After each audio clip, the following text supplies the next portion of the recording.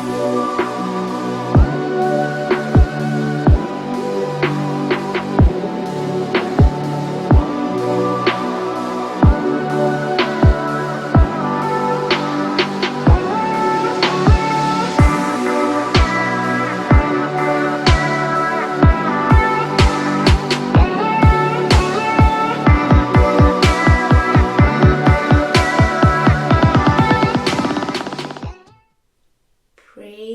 the Lord. जय मसीह की. Welcome to Walking on Water Wednesdays. मेरा नाम है अंजलि नाथ. आइए हम मिलकर परमेश्वर पर निर्भर होना सीखें. आज हम अपनी बातचीत को जो हम स्टोरी ऑफ द बाइबल की कर रहे थे, कैसे बाइबल एक कहानी है, उसे आज हम यीशु मसीह की ओर लेकर चलेंगे. किसी ने बखूब कहा है, Bible is like a lion, leave it, it can defend for itself. Bible एक बब्बर शेर की तरह है. अगर उसे छोड़ दिया जाए तो वह अपने आप को बचाने की क्षमता रखता है. It's the most highest sold book in history and present for a reason. कोई रीज़न तो है जो इतनी कॉपियाँ बाइबल की हर साल बिकती हैं. सो हमने कहानी शुरू करी क्रिएशन से. हमने समझा परमेश्वर ने आदम और हवा को बनाया, उन्होंने पाप किया, परमेश्वर का इनकार किया. फिर परमेश्वर ने वादा दिया उत्पत्ति 3:15 में कि मैं सर्पेंट क्रशर को भेजूंगा, एक प्रॉमिस. अब परमेश्वर उस प्रॉमिस को पूरा करेंगे. हम देखते हैं लोग परमेश्वर का इनकार करते जाते हैं. तो नोहा के समय में फ्लड आता है, परमेश्वर अपनी जाति को बचाते हैं क्योंकि परमेश्वर को इस प्रॉमिस को पूरा करना है. अब लोग तो फिर भी परमेश्वर के अगेंस्ट हैं, इससे कि परमेश्वर की मानते चले टावर ऑफ बैबल बना देते हैं कि अगली बार फ्लड आए तो हम उसके ऊपर चढ़ के बच जाएंगे. पर वो परमेश्वर की ओर नहीं फिर रहे हैं. फिर परमेश्वर अब्राहम को बुलाते हैं. उत्पत्ति 12:1-3 में लिखा है, अपने देश और कुटुंब पिता के घर को छोड़कर उस देश में चला जा जो मैं तुझे दिखाऊंगा. मैं तुझसे एक बड़ी जाति बनाऊंगा और तुझे आशीष दूंगा और तेरा नाम महान करूंगा और तू आशीष का मूल होगा. इस प्रॉमिस के साथ अब्राहम अपने पिता का घर छोड़ देते हैं. फिर हम देखते हैं कैसे परमेश्वर उनके साथ वाचा बांधते हैं, कवनेंट बांधते हैं. उत्पत्ति 15:18 में, इसी दिन यहोवा ने अब्राहम के साथ यह वाचा बांधी, मिस्र के महानद से लेकर परात नामक बड़े नद तक जितना देश है मैं तेरे वंश को दिया है. सो वो कनान देश का प्रॉमिस अब्राहम को दे देते हैं और उन्हें वहाँ ले जाते हैं. फिर वो अपनी लाइन को बचाने में पूरी पुराना नियम लग जाता है कि किस न कुछ करके इस लाइन को बचाया जाए, जिससे परमेश्वर यीशु मसीह को भेजने पर हैं. फिर हम देखते हैं वो मिस्र में चले जाते हैं, 350 साल तक कर रहे हैं. फिर मूसा आते हैं पिक्चर में. फिर परमेश्वर मूसा को इस्तेमाल करते हैं, उनको बंधुआई से निकालते हैं. फिर जब मूसा लाल समुद्र को पार कर जाते हैं तो परमेश्वर अपने लॉज उन्हें देते हैं, अपने तरीके उन्हें समझाते हैं, 10 कमांडमेंट्स उन्हें देते हैं और वो थोड़ा को लिख पाते हैं, first 5 books of the Bible. और वो परमेश्वर अपने लोगों को वो नियम सिखा रहे हैं जब तक यीशु मसीह ना आए, कैसे अपने आप को प्योर रख सके ताकि परमेश्वर उनके साथ संगति बना के रख सके, क्योंकि पाप और परमेश्वर का मेल नहीं है. And the only person that was a friend of God was Moses. पर मूसा के जाने के बाद भी परमेश्वर उनके साथ बने रहते हैं. जैसे परमेश्वर मूसा के साथ लाल समुद्र पार कराता, वैसे यहोशू के साथ उन्हें यरदन नदी पार कराते हैं, बताते रहते हैं कि मैं तुम्हारे साथ चल रहा हूँ. फिर हम चलते हैं 1200 BC के आसपास. हम जजेस की पुस्तक को देखते हैं, न्यायों की पुस्तक, कि परमेश्वर एक के बाद एक जज खड़े करते जा रहे हैं और सब फेल होते जा रहे हैं. जिनके मन में जो आ रहा है, जिसको जो ठीक जान पड़ता था वह वही करता था. So they are doing whatever they want to do, और वो परमेश्वर का इनकार करते जा रहे हैं. फिर वो परमेश्वर से राजा मांगते हैं. 1000 से 930 BC के आसपास शाऊल को अनॉइंट करते हैं. फिर हम वहाँ से दाऊद की कहानी देखते हैं, कैसे दाऊद अपनी डायनेस्टी को क्रिएट करते हैं, कैपिटल सिटी जेरूसलम को क्रिएट करते हैं। फिर हम उनके बेटे सोलोमन को देखते हैं जो टेम्पल क्रिएट करते हैं, जिनकी 700 वाइव्स और 300 कॉन्क्यूबाइंस थे। तो वो भी परमेश्वर का निरादर ही कर रहे हैं, इवन दो परमेश्वर उनके लिए सो मच कर रहे हैं। फिर ऑफ कोर्स यही, अगर तुम्हारा लीडर ही ऐसा है देन इवेंचुअली वो फिर पाप में बढ़ते जाते हैं। और क्योंकि उनका बेटा इतने हाई टैक्सेस ले करता है तो नॉर्दर्न किंगडम्स अलग हो जाते हैं। 10 जो ट्राइब्स थी तो वो गोत्र अलग हो जाते हैं और वो कहते हैं कि हमें तुम्हारे साथ नहीं रहना। एंड देन उसमें ही एक समैरिया है, क्योंकि धीरे धीरे करके वो मूर्ति पूजा में चले जाते हैं। गोल्डन कैफ की उसकी कहानी हम देखते हैं। एंड ऑफ कोर्स वो परमेश्वर से इतने दूर जब चले जाते हैं तो जब असीरियंस आते हैं वो उनको कॉन्कर कर लेते हैं। फिर हम सदर्न किंगडम को देखते हैं जहाँ पर अभी भी टेम्पल है, जेरूसलम है। हम देखते हैं 586 BC में बैबिलोनियंस आते हैं, वो उन्हें कॉन्कर कर लेते हैं और फिर वो उन्हें बंधुआ बना के ले जाते हैं कोई 50 से 70 साल के लिए। सो ये जो टेम्पल डिस्ट्रॉय होता है इस 586 BC। अब 586 BC से 538 BC तक के बीच में आते हैं किंग साइरस। वो उन्हें अलाउ करते हैं क्योंकि तुम अपने जेरूसलम वापस जा सकते हो। फिर टेम्पल रीबिल्ड होता है कोई 516 BC के आसपास तक। सो वो वापस टेम्पल को रीबिल्ड करते हैं, नेहमाया, एजरा। और फिर through out the old testament एक थीम चलती आ रही है, मन फिराओ। एक थीम चलती आ रही है उसके बीच में कि हमारा मसीहा आएगा, हमारा मसीहा आएगा, हमारा मसीहा आएगा। फिर पुराना नियम, जैसे हमने लास्ट टाइम बात करी, खत्म होता है मलाकी की पुस्तक में। 400 साल का साइलेंस होता है। And then comes Jesus. वो जो ऑथर है इस कहानी का, वो खुद मनुष्य बनकर क्रिसमस वाले दिन धरती पर उतर आता है।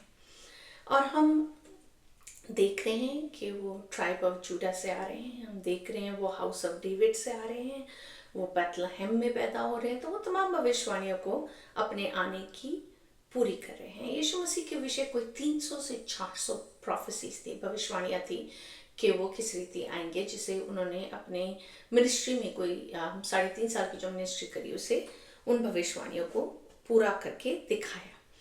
और हम लूका 2:52 में देखते हैं यीशु बुद्धि और डील डॉल में और परमेश्वर और मनुष्य के अनुग्रह में बढ़ता रहा।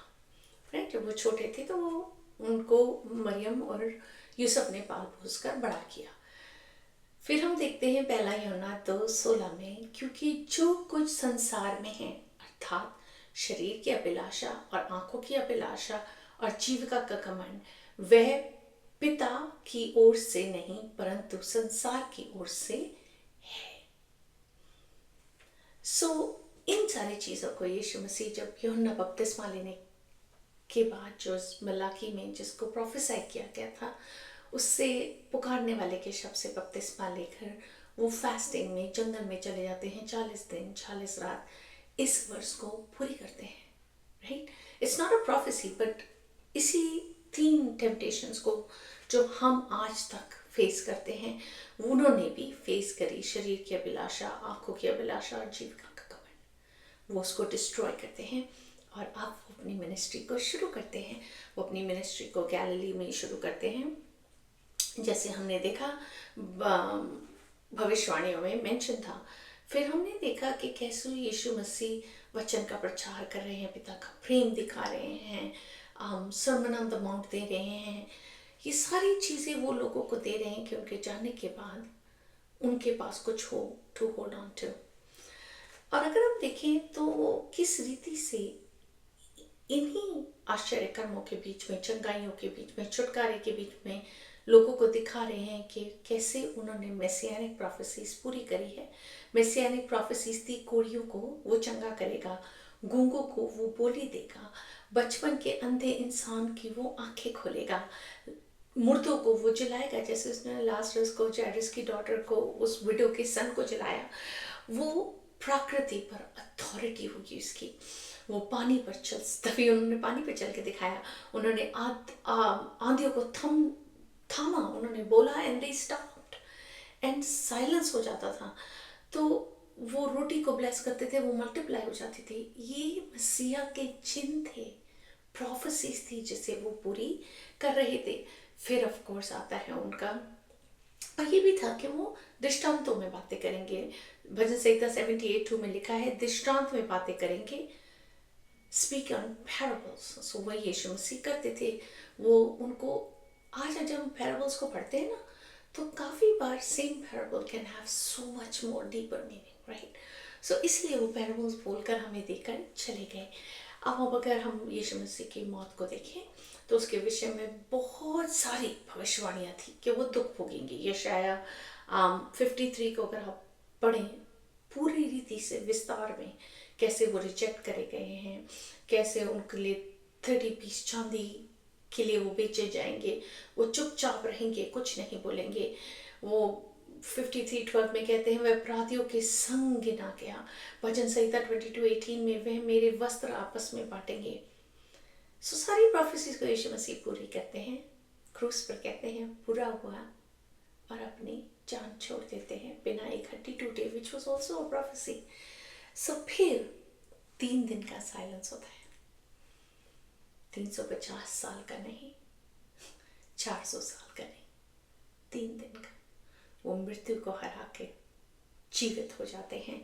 पुनरुत्थान आता है। भजन संहिता 16:10 में लिखा है, क्योंकि तू मेरे प्राण को अधोलोक में ना छोड़ेगा, ना अपने पवित्र भक्त को सड़ने देगा। सो ये बिन पाप का पैदा मनुष्य, यीशु मसीह the author of the story, dies without sin, हमारे पाप को क्रूस पर अपने ऊपर लेकर, जिसकी वजह से बाप उन्हें छोड़ देते हैं, वो उसकी पेनल्टी लेके जाते हैं, अधोलोक में उतरते हैं, अपनी लड़ाई को शैतान के साथ लड़ते हैं, हमें रिप्रेजेंट करते हैं और जी उठते हैं, और आज हमें विजयी इसीलिए बना पाते हैं। सो असेंशन होता है। भजन संहिता 68:18 में तू ऊंचे पर चढ़ा।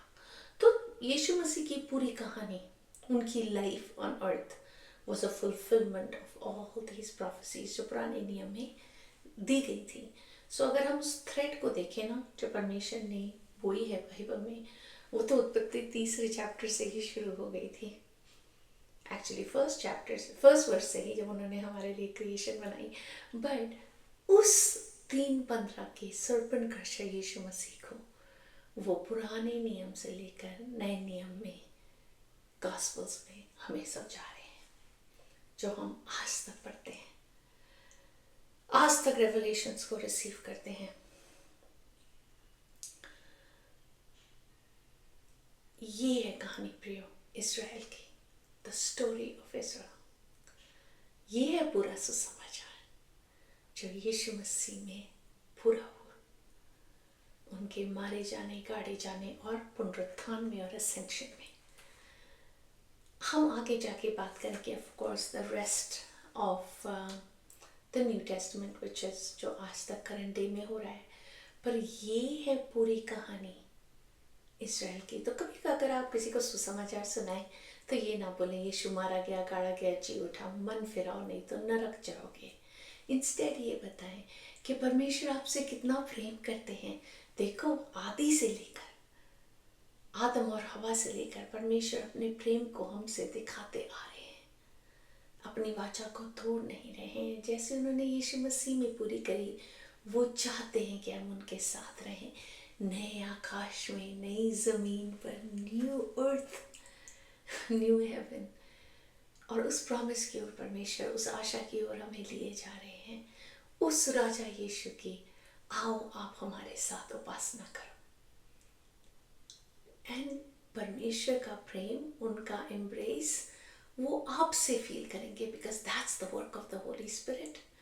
हमारा काम सिर्फ लोगों को शेयर करना है, पर प्रेम का सुसमाचार सुनाने का समय आ गया है प्रियो, बिकॉज वो प्रेमी यीशु हमें प्रेम के लिए ही तो लेने आ रहे हैं, प्रेम के लिए ही तो ये सब कुछ करके चले गए। तभी तो वो जब आए पृथ्वी पे, उन्होंने कहा तुमने इतने सारे नियम बना लिए हैं, प्रेम भूल गए तुम अपने बाप का, अपने पिता का, जो अगर तुम रोटी मांगो तो तुम्हें पत्थर नहीं देगा।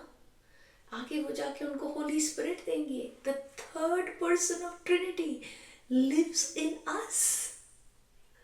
हमारे अंदर रहने के लिए उन्होंने हमें अपना थर्ड पर्सन दे दिया। Isn't God so wonderful? So आइए इसी थैंकफुलनेस के साथ हम परमेश्वर की ओर चलें। God we thank you. What a wonderful God we serve. प्रभु हम धन्यवाद करते हैं। हम कौन है प्रभु जो हम आपकी उपासना कर सकें, आपके आगे खड़े रह सकें। पर आप महान हैं, सर्वशक्तिमान है, राजाओं के राजा हैं, प्रभु के प्रभु हैं। हम धन्यवाद करते हैं। Oh God, what a story. इतना ही समय लग गया ना प्रभु जी, और जो आप करके भी चले गए। जब आप नीचे देखते हैं तो आप उन लोगों को भी पाते हैं जो परमेश्वर का इनकार करते हैं। तब से आ रहे हैं, अब तक कर रहे हैं। प्रभु हमें वो वेसल बना जो उन्हें तेरे पास ला सके। हमें वो माउथ पीस बना प्रभु जो तेरे सुसमाचार को सुना सके, और प्रेम का सुसमाचार प्रभु जी। हम धन्यवाद करते हैं हर चीज में, हर बात में आपको धन्यवाद देते हुए। आदर, महिमा, इज्जत, जलाल केवल और केवल आपको मिले। यीशु मसीह के नाम से ही मांगते हैं, सुन और दया से ग्रहण करें। आमीन। God bless you. Stay